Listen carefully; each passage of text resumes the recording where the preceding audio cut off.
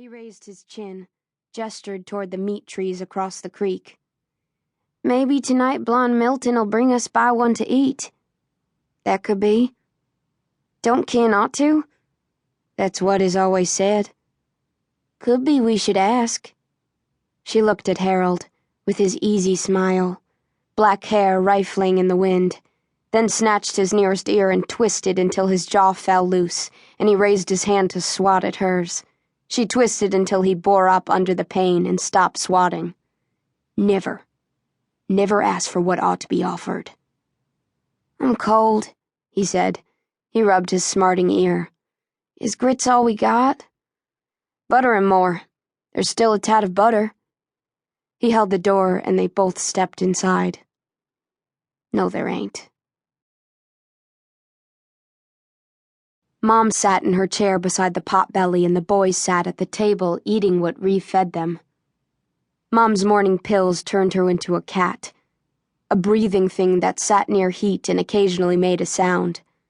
Mom's chair was an old padded rocker that seldom rocked, and at odd instants she'd hum ill-matched snips of music, notes unrelated by melody or pitch. But for most of any day she was quiet and still, wearing a small lingering smile prompted by something vaguely nice going on inside her head. She was a Bromont, born to this house, and she'd once been pretty. Even as she was now, medicated and lost to the present, with hair she forgot to wash or brush, and deep wrinkles growing on her face, you could see she'd once been as comely as any girl that ever danced barefoot across this tangled country of Ozark hills and hollers. Long, dark, and lovely she had been, in those days before her mind broke and the parts scattered and she let them go. Ree said, Finish up eatin'. Boss'll be along soon. The house had been built in 1914. The ceilings were high, and the single light overhead threw dour shadows behind everything. Warped shadow shapes lay all across the floor and walls and bulged in the corners. The house was cool in the brighter spots and chill in the shadows.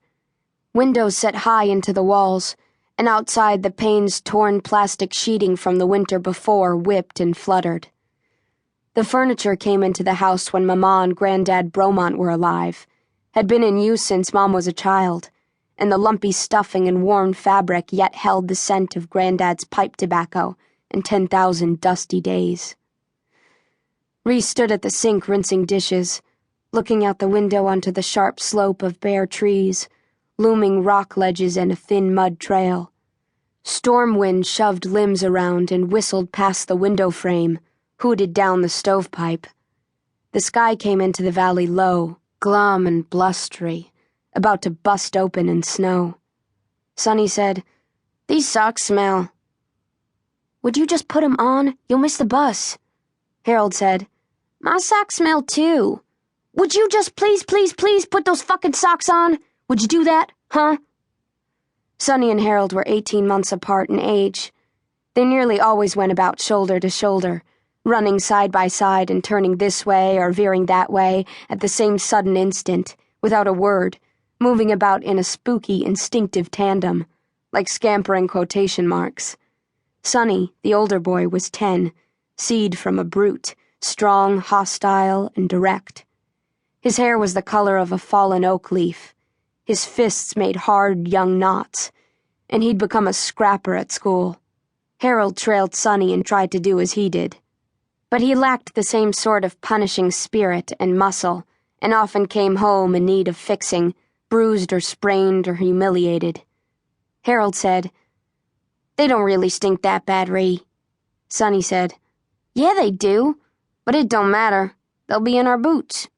Ree's grand hope was that these boys would not be dead to wonder by age 12, dulled to life, empty of kindness, boiling with mean. So many Dolly kids were that way, ruined before they had chin hair, groomed to live outside square law and abide by the remorseless, blood-soaked commandments that govern lives led outside square law. There were 200 Dollys, plus Lockrams, Boschels, Tankerslies, and Langans, who were basically Dollys by marriage, living within 30 miles of this valley. Some lived square lives, many did not, but even the